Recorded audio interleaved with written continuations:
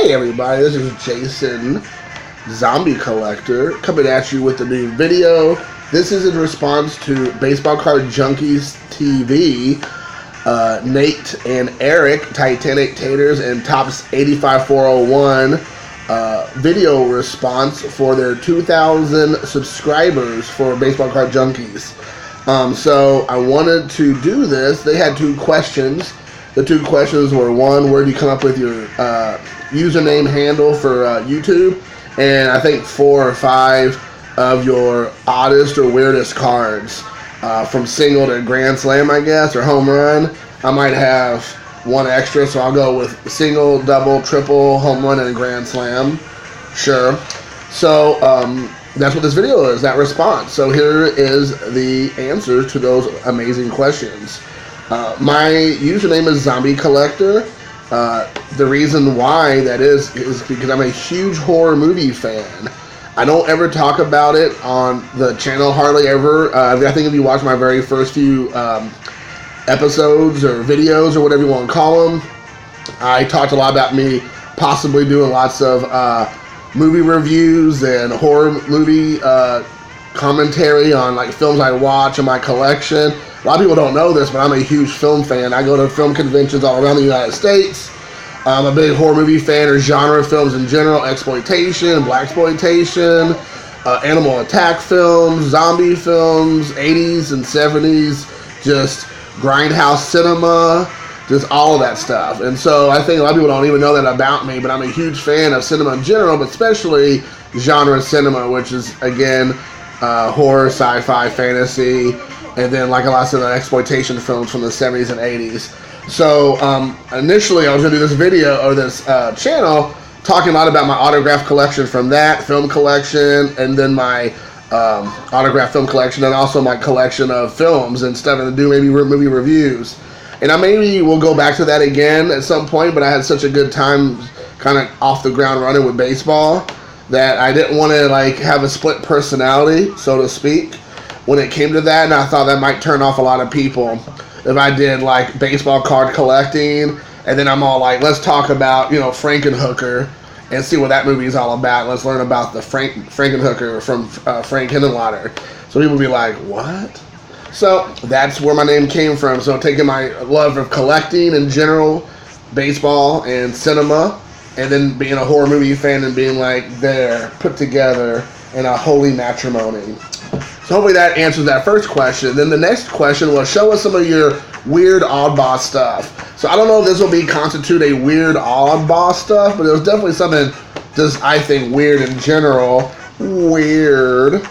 The first one is, I pulled this out of a box years ago. This is a David Wright supposed game used jersey. This is my single, I guess you can call it. On the back it says, the enclosed piece of jersey was cut from an authentic jersey from the player picture on the front. This authentic jersey was obtained from a trading card manufacturer or a secondary market. So there you have that. So it's not a game used jersey per se. I'm not a huge David Wright fan.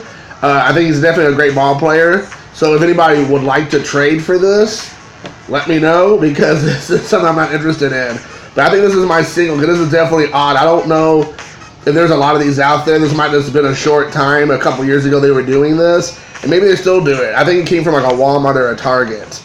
The next up was, I will say my double is this really cool Don Mattingly numbered card. I don't see this too often. This is actually numbered to 5,000, so it's not obviously rare. But I think it's very cool. You might have shown up in one of my other videos. But I pulled this out of a pack of cards a couple months ago, and I thought it was really cool. I think it's 1,627. Whoa, out of 5,000.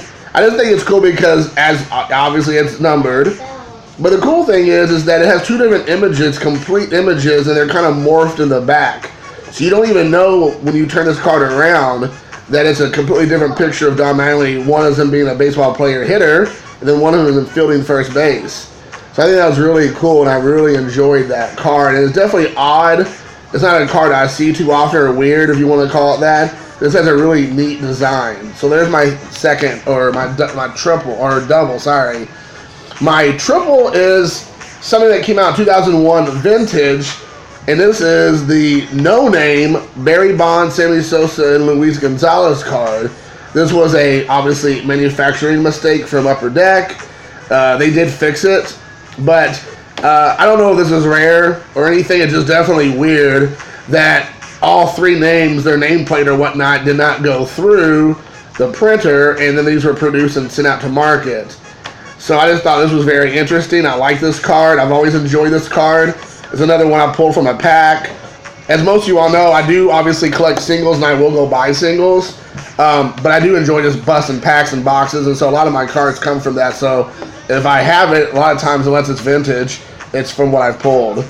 The home run, that was a triple. My home run, I picked this up not too long ago, and I don't know if they still do this, but I picked up this Rod Carew off of eBay with a piece of his bat in it. And this actually says TriStar Hidden Treasures, game used bat from a 1986 Fleer, Rod Carew, and the card is a Gem Mint 10, I guess.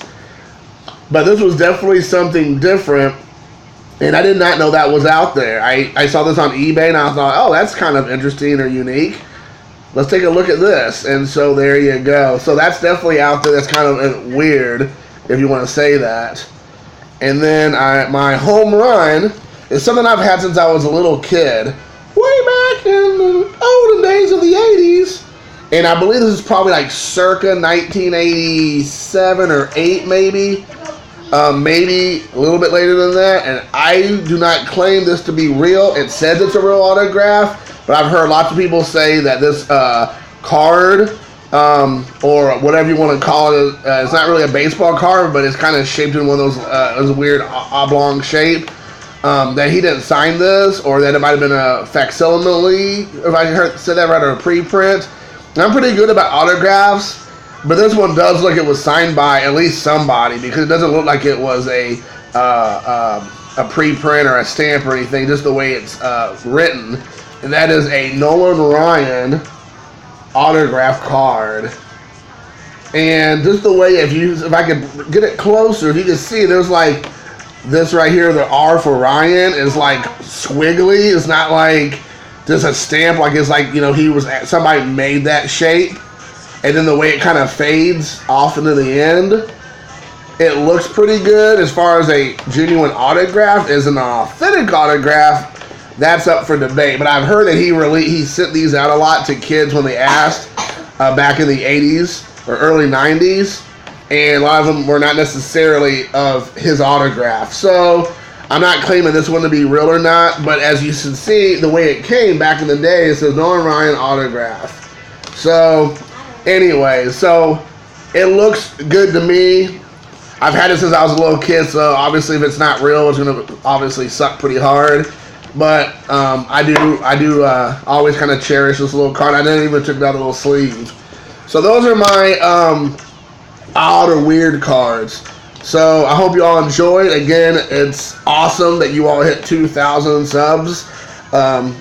Nate and Eric. And I hope you all hit another 2,000. So hopefully this video was as interesting for me to look through my cards and find some interesting stuff as it was for the viewing public and for you guys in particular. But again, keep loving each other, supporting each other, respecting each other and the hobby. And until next time, peace out.